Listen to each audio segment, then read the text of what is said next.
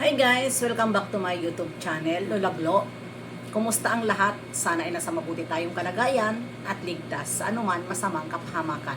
Bago ang lahat, shout out ako sa aking mga kagrop. Nandyan si Tita Lydia, Ermagado Mix Vlog, Hayats Mix Vlog, Hasa 26, Covers TV, Cell TVPH, Jacqueline Jocosin, at syempre ang inyong tagapag-report dito sa Sukmit na walang kasinungalingan, basta sa totoo lang po tayo. At yan, shoutout din sa aking kaibigan, Jim Otelli.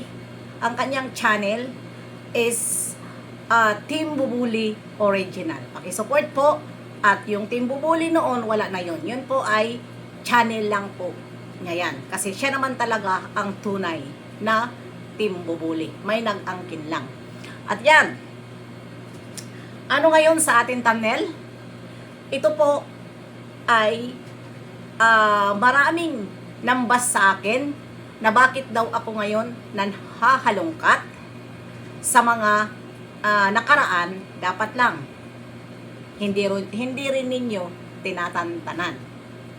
Ano? Ngayon, ang sabi nyo, bayad ako. Okay na, bayad ako. Kung sakali man, bayad ako. Ano? Masakit ang resbakan. Patalastas muna tayo. Hindi baga nag-upload ako nung basang-basa sa ulan, walang masisilungan ang ating Bibi Beyonce dahil nga sa ginawa ng kanilang idol. Marami ang umalma dahil wala daw sa katotohanan. Sino may sabi sa inyo? For your information, hindi ako nag-upload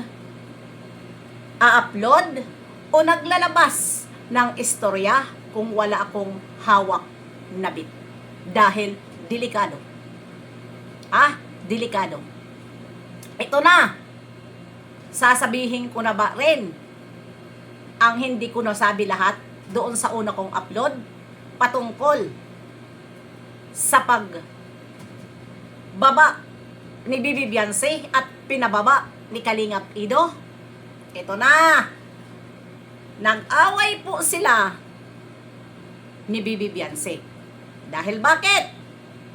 Bakit niya inaway si Bibi Beyonce? Ito ang katotohanan. Pinipilit ng idol nyo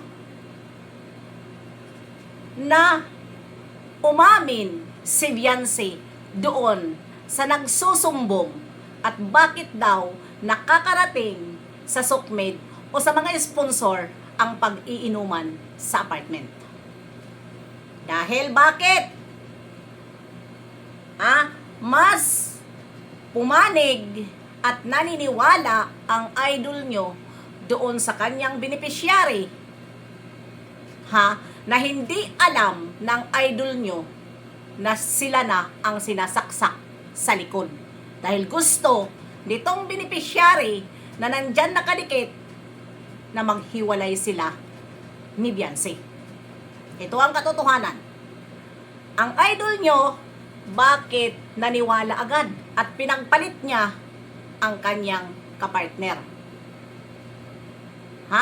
Ipinipilit niya na ito daw si Bibi Beyonce ang nagsusumbong. Pero ang katotohanan, mabuti na lang nung time na yon at nag-iinuman sa apartment noon ay wala si Bibi Beyonce. Wala siya sa pangyayari.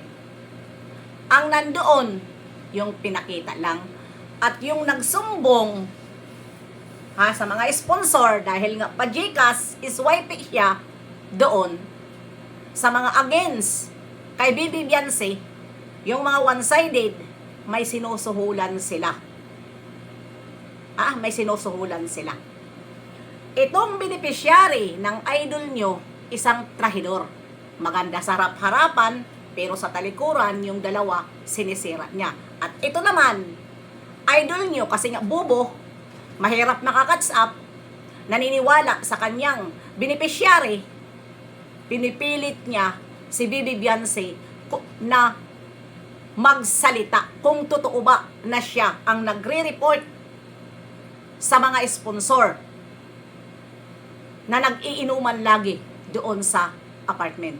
Paano aaminin ni Beyonce na hindi naman siya ang nagsusumbong sa mga sponsor?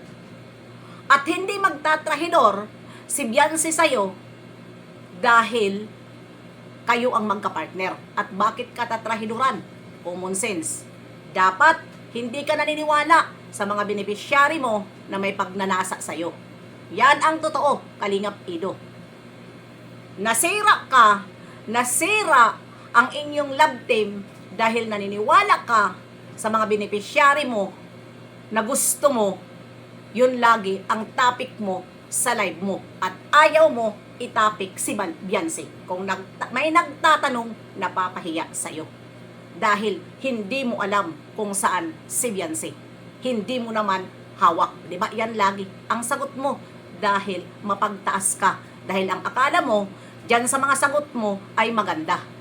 Huwag mo akong hindi ka dito makakaano sa akin dahil naka-BG ako sa'yo. Mahirap ako sa'yo mag-comment. Mag-comment ka man, ignore mo. Dahil takot kayo na reactor na pumapasok sa inyo, na puntahan ay itong reactor sa mga viewer nyo. Dahil ganun kayo kasakim. Sa bagay, baka alam mo rin na isa rin ako na inaayawan ni Kalingap Ido. Kaya kung kahit nababasa mo, ang comment, hindi ka nagbabasa. Mas mablinaw ang mata nyo doon sa mga palipad. Dahil kahit tambakan ng comment, nababasa nyo pa rin ang palipad. Diba? Kaya dyan ka nagkamali.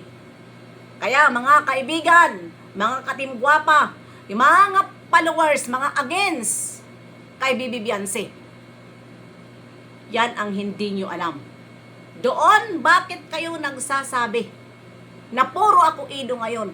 Tingnan nyo, ang Kalingap Ido supporters doon sa Facebook page. Puro Beyonce, kawawa. At kawawa ang mga pinagsasabi nyo kay Beyonce. Dahil, bakit? Naaawa kayo sa idol nyong sinungaling. Paawa ipik. Mas pinanigan ang kanyang beneficiary kaysa sa partner niya. Bakit niya pinipilit kay Beyonce na magsalita na siya ang taga-sumbong? Kaya po, doon po niya baba si Beyonce. Siyempre, no choice, bababa si Beyonce. Yun ang sasabihin nyo kasi sinungalingan.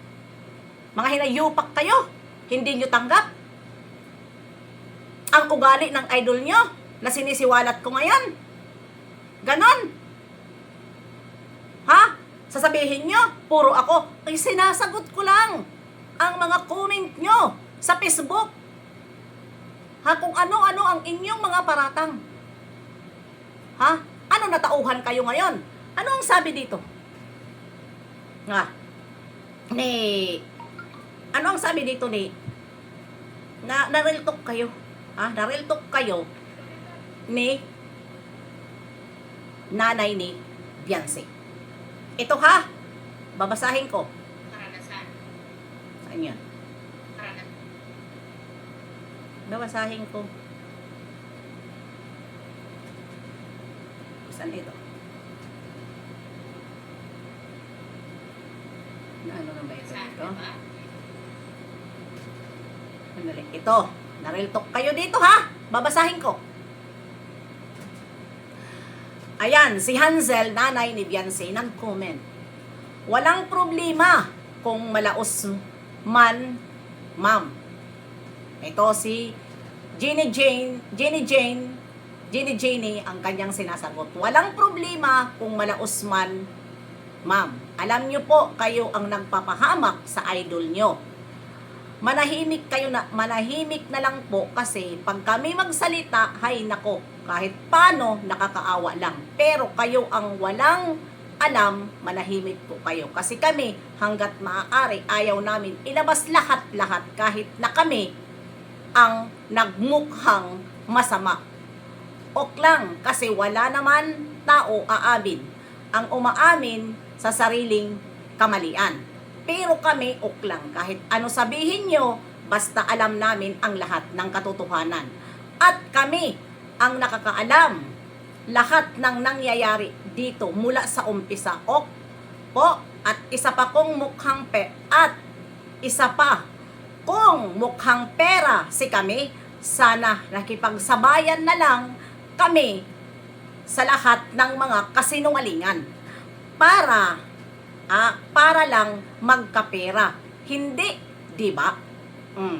Ayan, iniwan namin yung oportunidad, oportunidad na dumating dahil ayaw namin manloko ng tao gaya nyo.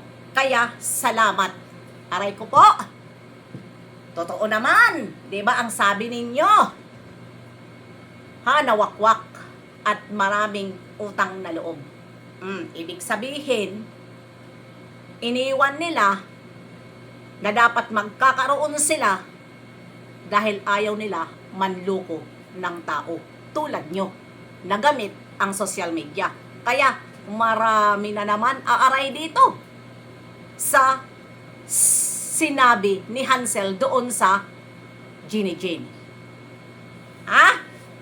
Kaya, wag kasi kayo comment ng comment dahil pag nare-real talk kayo, dahil hindi nyo alam ang sa loob ng, sa likod ng kamera, wag kayong ngawa,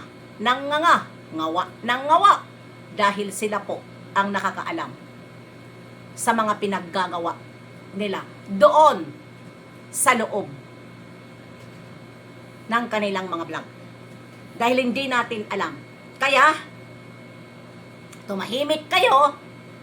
Wala kaming pakialam kung hindi kayo tumahimik, hindi. Pero, sa sobrang yung panatiko at pagkakampi, sino ang nagiging masama? Dahil ang inyong binabas, sumasagot ng real talk. At sino ang natatamaan? Yung idol nyo. Di ba?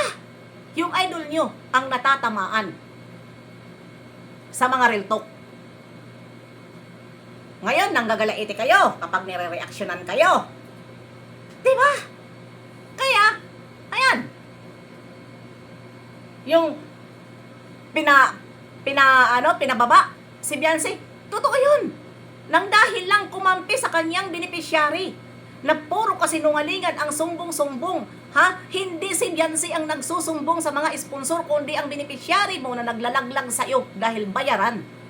Kung ano-ano na lang ang mga sinusumbong. Kung ano-ano ang mga sinusumbong. Sinisiraan pa nga si Beyonce.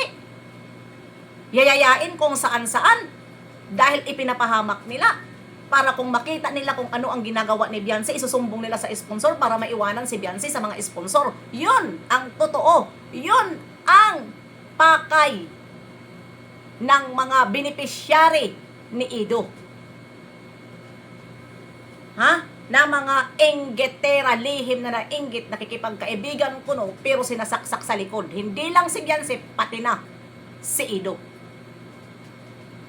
Ang Ido naman walang kaalam-alam sa mundo dahil nga bobo, hindi makakatch up na yun na kumakampi pa rin sa kanyang beneficiary. Anong mayroon? At bakit ipinagpalit mo? At isisiwalat din natin mamaya kung paano umayaw sa kanya si Tita Lydia dahil sa ginawa ng idol nyo. Panay tanggol, pero mamaya na. Diyos ko Lord, dahil marami tayong pag-uusapan. Dahil si Tita Lydia, sponsor yan ni Ido. Pero isisiwalat ko sa inyo kung bakit umayaw si Tita Lydia sa idol nyo.